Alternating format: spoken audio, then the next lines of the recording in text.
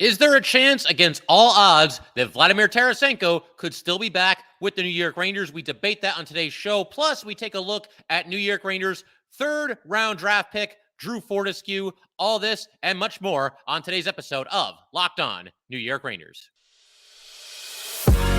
You're Locked On the New York Rangers, your daily podcast on the New York Rangers. Part of the Locked On Podcast Network, your team every day. Welcome back, Blue Shirts fans, to episode number 866 of the Locked On New York Rangers podcast. I'm your host, John Chick. Just want to thank you guys, as always, for making Locked On New York Rangers your first listen every day. We are free and available on all platforms, including YouTube, and want to go ahead pretty much dive into what has kind of become an interesting story over the past 24 hours, 48 hours, whatever we're at this point, but that is the idea that Vladimir Tarasenko could potentially, maybe, possibly, sort of, kind of, maybe still return to the New York Rangers. And I got to be honest, guys, I had kind of made my peace with Vladimir Tarasenko leaving the Rangers in free agency this offseason.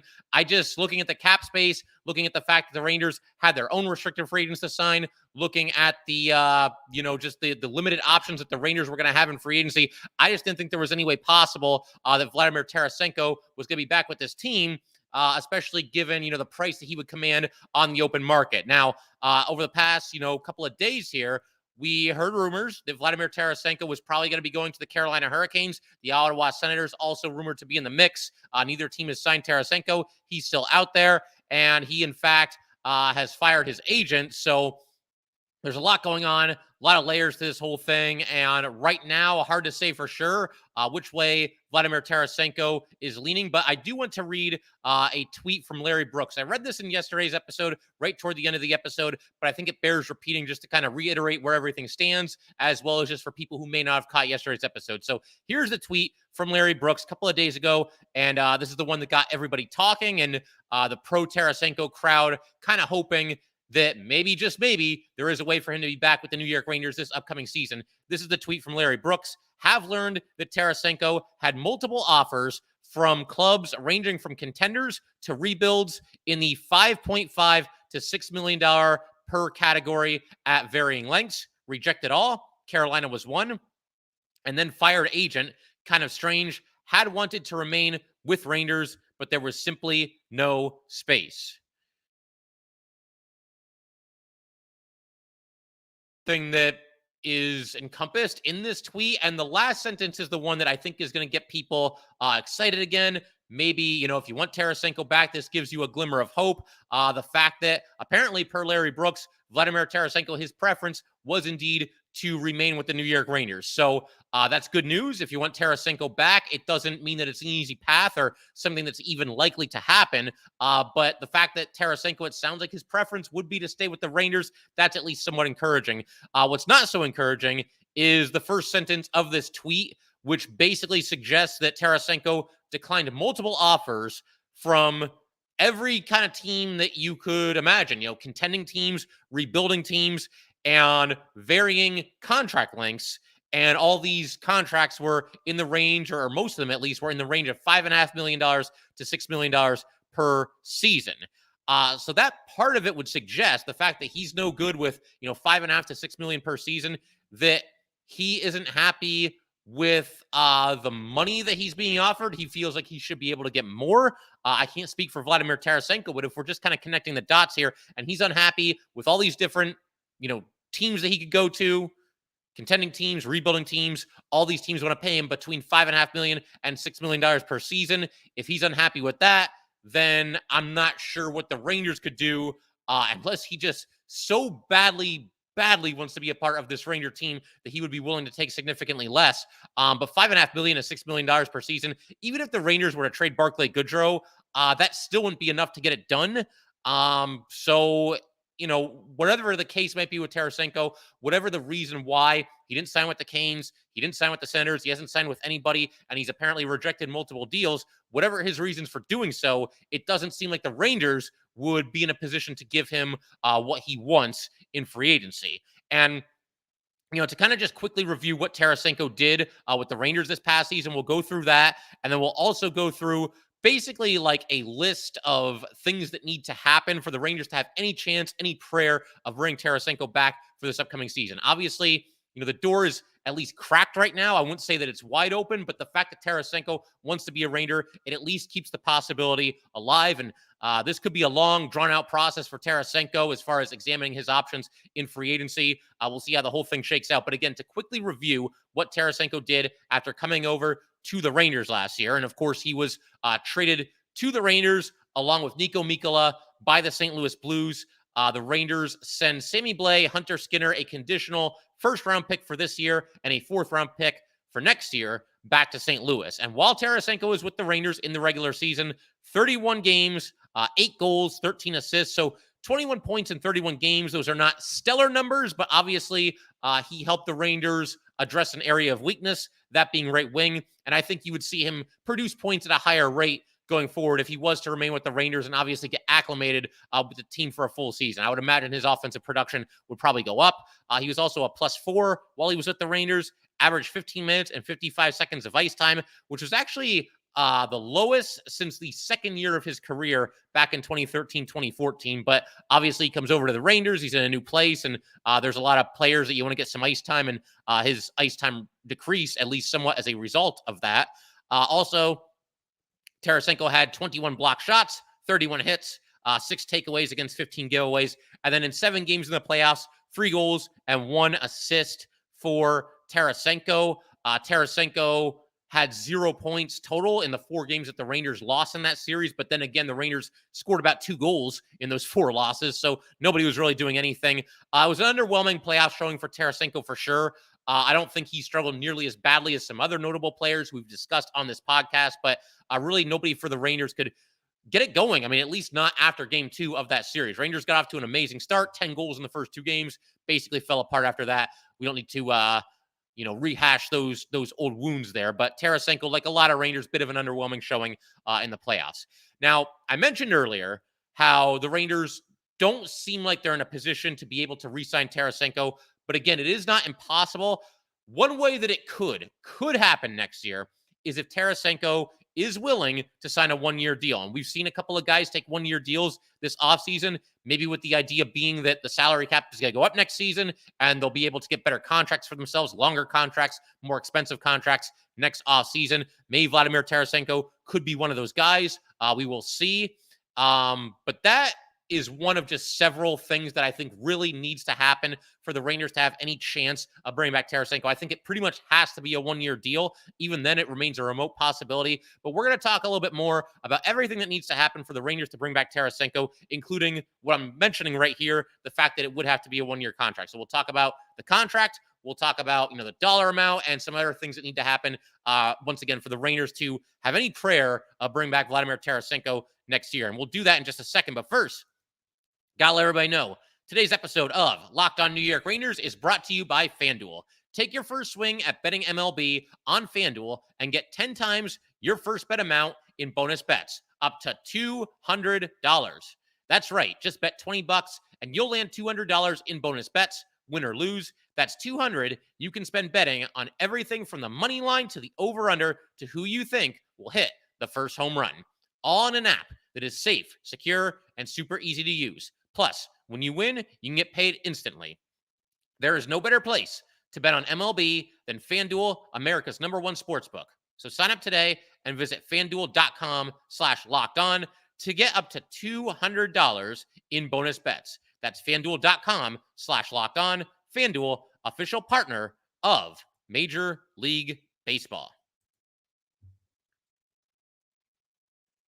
All right, we just want to go ahead and thank everybody for making Locked On New York Rangers your first listen every day. We are free and available for all platforms, including YouTube. And for the everydayers, you guys are definitely going to want to stick around. Going to be continuing to talk about all the Ranger free agent pickups this offseason. We've been having a lot of fun with that. I think we'll move on to Tyler Pitlick next.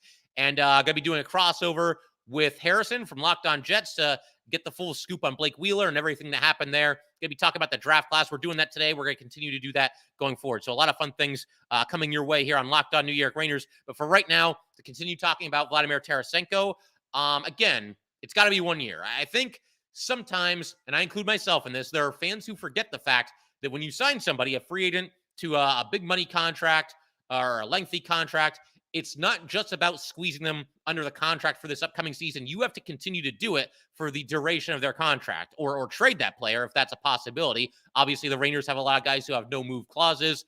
And so if you were to give Tarasenko a multi-year contract, he's got to fit under the cap for however many years the contract, entails going forward. And that's why, really, whether you're the Rangers or anybody else, if you go to 4 or 5 years with Tarasenko, it's risky business, certainly for the Rangers. I mean, you look at what's coming down the line here as far as Ranger free agents. If you were to re-sign Tarasenko this upcoming offseason, you've got Ryan Lindgren and Capo Caco, who are both restricted free agents. And I would imagine most Ranger fans want to hang on to both of those players, at least one of the two. And if you were to re-sign Tarasenko, that could get in the way of it, because Tarasenko, I don't think, is going to be cheap unless he gives the Rangers a massive discount. More on that in a second. But you've also got, after the next 2 years, Igor Shesterkin will be an unrestricted free agent. And obviously, he's going to command, a pretty expensive contract. So if you were to extend Vladimir Tarasenko for like 3 years, Tarasenko is still going to be under contract when Igor Shesterkin becomes a UFA. And I don't think that people are going to be willing to hang on to a then 33-year-old Tarasenko to let Igor Shesterkin walk. I mean, I don't even want to say those words. The Rangers need Igor Shesterkin. So again, for all these reasons, I think the only thing that really makes sense is for the Rangers to try to get it done on a one-year deal. And even for Tarasenko, I feel like he's in a place right now where he's either going to want, a lengthy contract, bare minimum 4 to 5 years, maybe 6 years if he can, although the way things are going, I don't know that he's going to get 6 years, but he'd either want that extreme or the other extreme, the 1 year. I don't think Tarasenko would want to sign a 2 or 3 year contract, because it doesn't give him the long-term stability with whatever team he signs with. And it also means that he will become a UFA when he's like 33, 34 years old. And I don't know, that doesn't sound like a good age to do it, because, you should, at that age, you probably still want a lengthy contract. You might not get it. You'd still want a fairly expensive contract. You might not get it. Once you get to be like 37, 38, that's when you sign like these 1 and 2 year deals for really cheap. And, you understand at that point that you're on the back nine of your career and you're going to have to sign for less. But if Tarasenko becomes a free agent when he's like 33, 34, maybe 35, I don't think he's going to like that. He's 31 right now. So maybe signing a 1 year deal would make sense for Tarasenko, because he can then become a UFA this upcoming season. He'll still only be 32, which, obviously is not ancient. But yeah, I mean, that's one of several factors. I think one other thing that we have to talk about here is something that I consider to be a very remote possibility, but look, Tarasenko, if he wants to be back on the Rangers badly enough, if he's just willing to sign any contract with this team, and he figures he's already won a Stanley Cup, he wants another one, he's already made his money. I didn't look up his career earnings, but they're pretty big. He's made a lot of money playing hockey. If he decides all that, he can sign back with the Rangers for, a serious discount, because right now, the Rangers have about $6 million in cap space, and they're going to presumably use a good chunk of that to give Lafreniere and Keandre Miller new contracts. And after you've done that, even if we go with kind of a conservative estimate here, which maybe makes sense, because I've been estimating kind of high for like the prices of, restricted free agents and unrestricted free agents and whatever it might be. So let's say that Lafreniere and Miller combined only get about $4 million. I do think it'll be higher than that, but let's just say that, for a little bit of a conservative estimate there, you only got $2 million left for Vladimir Tarasenko. So, I mean, is Tarasenko, after saying no to contracts that are paying him between $5.5 million to $6 million and are all of varying lengths, is he really going to say yes to a 1 year, $2 million contract from the New York Rangers? I really doubt it. I mean, I know we saw Blake Wheeler just take a huge discount, but he's still getting buyout money from the Jets. He's made a ton of money throughout his career, and he's 37 years old and has never won a Stanley Cup. Him and Tarasenko are in two different positions. Tarasenko, still the all-around better player than Blake Wheeler, which makes sense. I mean, he's 5 years younger. So two different situations, and I just can't see Vladimir Tarasenko, after apparently saying no to contracts that would have paid him $5.5 million to $6 million per season, he's going to say yes to like $2 million, $1.5 million from the New York Rangers. I just can't see that happening. The more likely scenario here, if the Rangers bring back Tarasenko, if they can somehow find a way to make it work, they come to some kind of an understanding, is at least one player on the current roster would need to be traded. I don't see any way around this. And as far as the candidates for, guys that could be traded by the Rangers, for starters, several have no move clauses. And I don't think any of these players are all that likely to waive it. You have them put in there for a reason, the no move clauses, that is.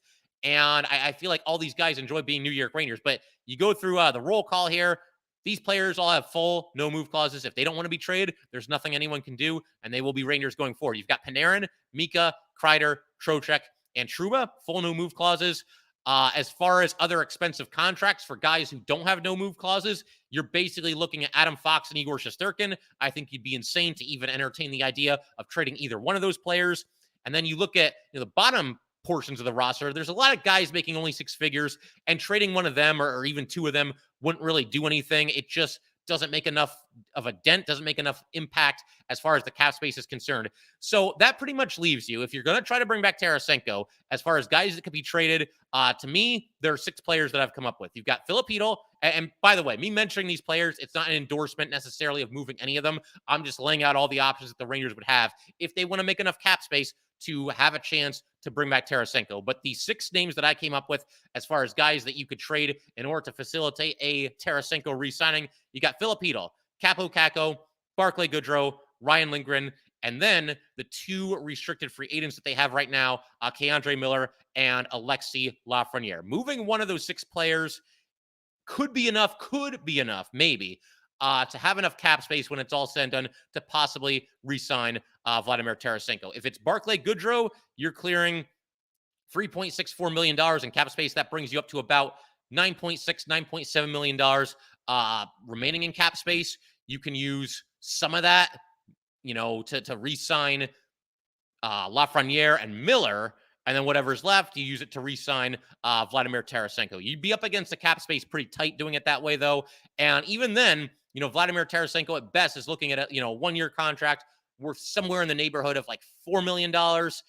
I just don't know that he's going to do that after saying no to, significantly more money than that. So to kind of wrap this whole thing up, and we'll kind of just leave it here as far as the Tarasenko saga today. And if there's any new developments, certainly we'll talk about it. If it starts to look like Tarasenko is, hell-bent on coming back to the Rangers, then certainly we're going to cover it here on this show. But to kind of put a bow on it today, is it possible that Tarasenko could be back with the Rangers? I will say yes, it's absolutely possible. When it comes to free agents, there's always a way to make it work. The problem is that you have to do a lot of things, or at least a couple of things that you really don't want to do, namely trading Barclay Goodrow. And honestly, of those six players that I mentioned, in order to make room for Tarasenko and really have enough to okay, he would sign that contract, you might have to trade two of those players. You might have to trade I don't know, Barclay Goodrow and say K'Andre Miller, for example. And is that worth it to bring back 31-year-old Tarasenko? I mean, maybe if you feel like this is truly a win now team and they have to go for it this next year, push all the chips to the center of the table, then maybe you could make that argument. But I don't know. I don't want to lose a defenseman the caliber of K'Andre Miller. I just wouldn't want to see that happen, especially if it's just for 1 year of Vladimir Tarasenko for this upcoming season. So again, is it possible that he could be back? I will say yes, but I still think it's very unlikely. I would put it right now around, if we're going to put it like a percentage on this, and it's so difficult to say for sure because I don't know what's going on with Vladimir Tarasenko.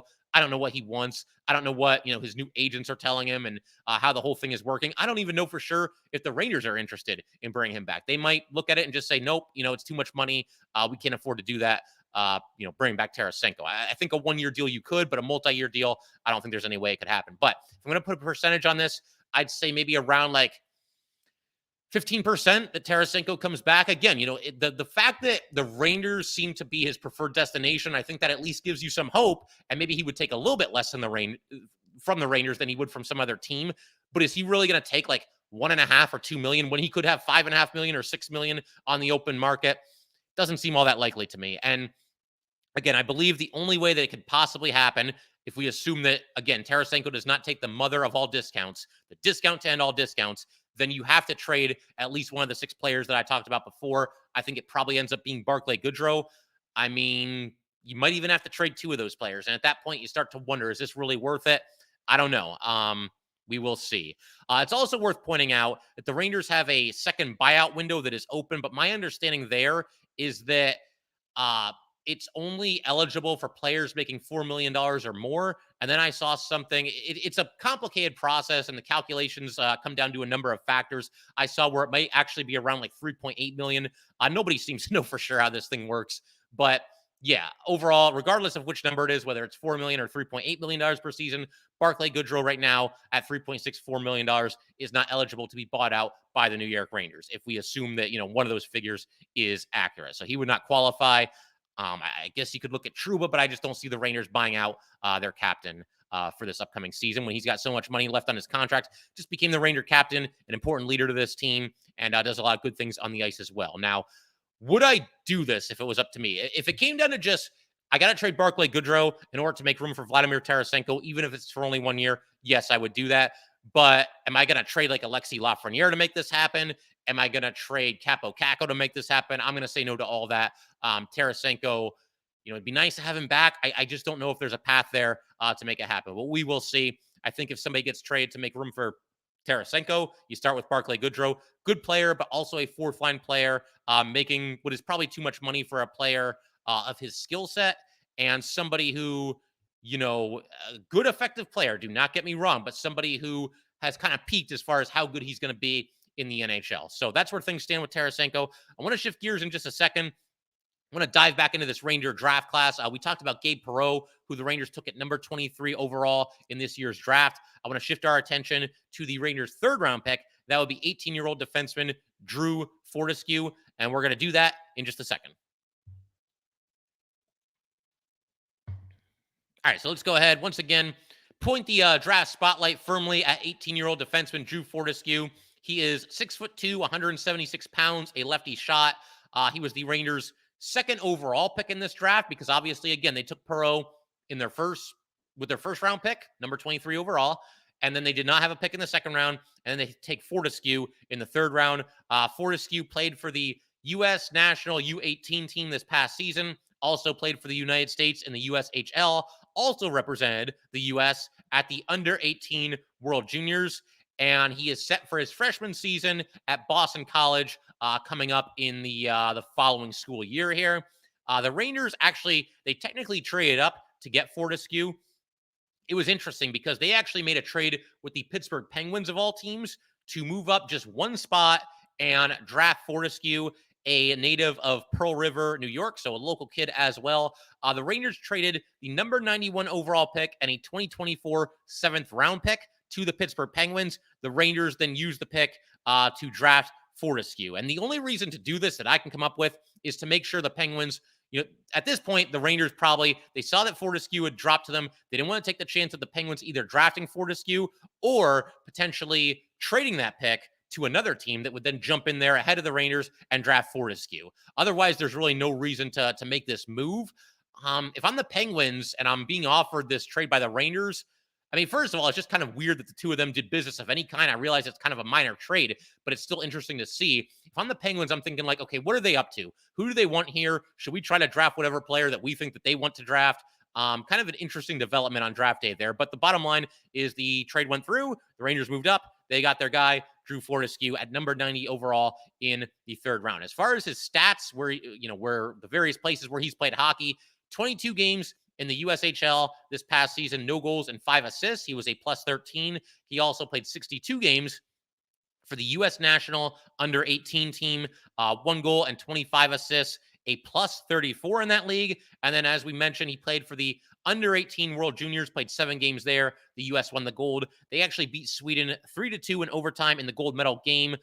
Current Ranger assistant coach Dan Muse was the head coach of that team, and Rangers first round pick Gabe Perreault also played on that team as well. And Fortescue in that tournament had 1 goal and 2 assists, was also a +9 in the tournament. As far as what he brings to the table, and again, I've mentioned this anytime we talk about draft classes, whether it's going into the draft, whether it's talking about players that the Rangers just recently drafted, as is the case here today.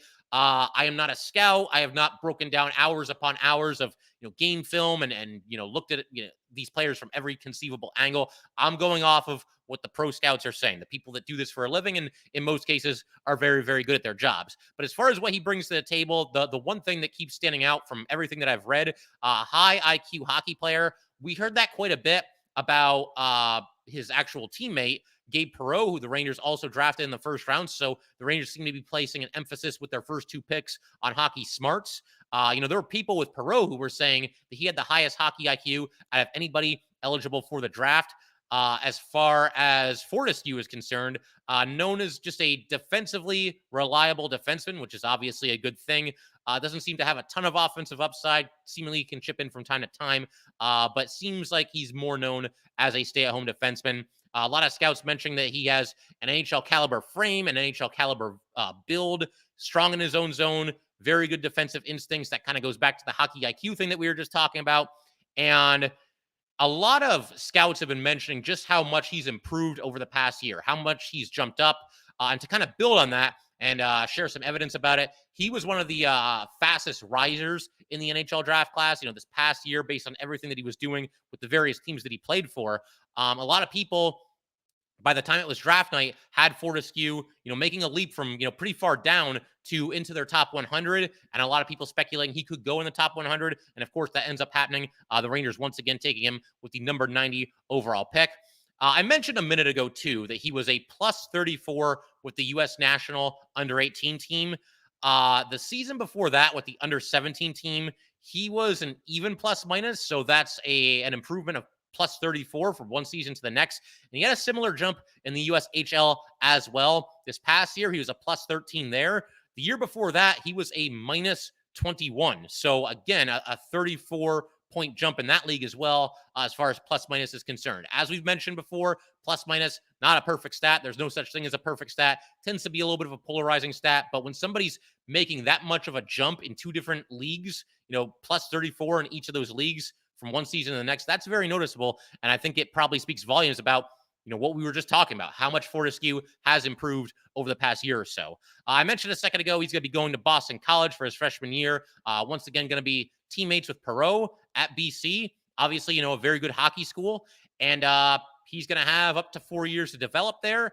And that's another thing that I was kind of seeing about some scouts. They seem to believe that he is a little bit of a pet project. He's not somebody that's going to be ready the second that you draft him. And obviously, the fact that he'll be going to college there, he can spend as much time there as he needs, get better. And I'm sure the Rangers will be waiting and, be anxious to see how he does, once he graduates from college. And sooner or later, hopefully he'll be a mainstay on the Ranger blue line for this team. We shall see. Figure I'll go ahead and leave you guys with a couple of scouting reports on Drew Fortescue from a couple of different scouts that I was able to find here. This one comes to us from the Elite Prospects 2023 NHL Draft Guide. The quarterback-like approach appears in Fortescue's knack for finding teammates with short touch plays. They appear on the end boards, where he forgoes carries for quick passes along the boards, and on the breakout, where he turns pass receptions and steals into clean zone exits with medium range feeds that slice through the forecheck.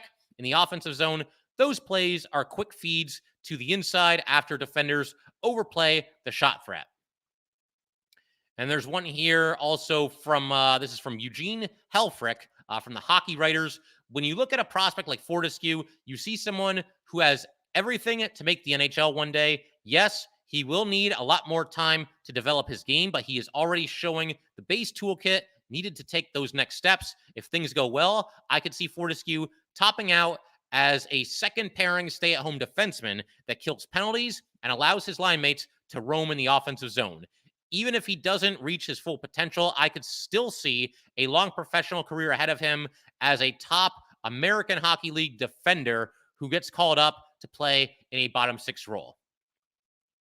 So, going by that last scouting report there, and it's just one man's opinion, but it sounds like, he kind of sees him as somebody with a little bit more of a floor play or a floor draft pick than a high ceiling draft pick where, at the least, and we heard a little bit about this with Braden Schneider, although with Fortescue, maybe not quite as highly thought of as Schneider, which makes sense. Schneider was a first-round pick. Fortescue was a third-round pick, but a little bit of a floor pick here where in a worst-case scenario, Fortescue should at least make his way onto an NHL roster and have a nice professional career for himself. And in a best-case scenario, could possibly even creep into a top 4 as well. Another fun fact about Fortescue, or maybe a not so fun fact, depending on how you look at it, he grew up a fan of the New York Islanders, but this is what he had to say when he was asked about that. He got to meet with a couple of members of the New York Ranger media. I thought he conducted himself very well and showed very well for himself the first time talking to Ranger media. But this is what he had to say about growing up an Islander fan. It's pretty awesome to be drafted by the Rangers. I know it's a rival. I can tell you I'm a Rangers fan now. And he also went on to mention that he's been to a lot of Islander games, been to a lot of Ranger games. He's been to Madison Square Garden as a fan, and said that, he would love to play there one day. Also mentioned that he was a big Nick Leddy fan growing up, and kind of compared his game a little bit to Nick Leddy. And just based on all the scouting reports that I've been reading, I can kind of see that as well. Kind of makes sense, the comparison between those two players. But overall, during the presser, seemed very happy. Mentioned that he got a lot of family there. I think he said like 40 people there, which is pretty wild. But yeah, they obviously were all very happy to see him selected in the third round, top 100 pick, and going to the New York Rangers. I figured we could pretty much call it there for today. One more thing that I wanted to mention, Derek Stepan stories. If you guys remember who you were with, how you celebrated, how you reacted back in 2015 when Derek Stepan scored Game 7 in overtime against the Washington Capitals, send those stories my way. We're going to have a episode later in the off season here where I'm just going to read your stories. Love hearing, those different experiences from other New York Ranger fans. And I think that's going to be a lot of fun. Did the same thing with Artemi Panarin last year when he scored in Game 7 in overtime against the Penguins, and definitely looking forward to doing that again with a step-on goal this offseason. But that will do it for today, guys. Once again, if you'd like to get in touch with this podcast, please send an email to lockedonnyrangers@gmail.com. Once again, that is lockedonnyrangers@gmail.com. Definitely give us a follow on Twitter as well, @LO_NY_Rangers. Once again, that is @LO_NY_Rangers. And definitely subscribe to Locked On New York Rangers YouTube channel. Thanks again, guys. I will see you next time.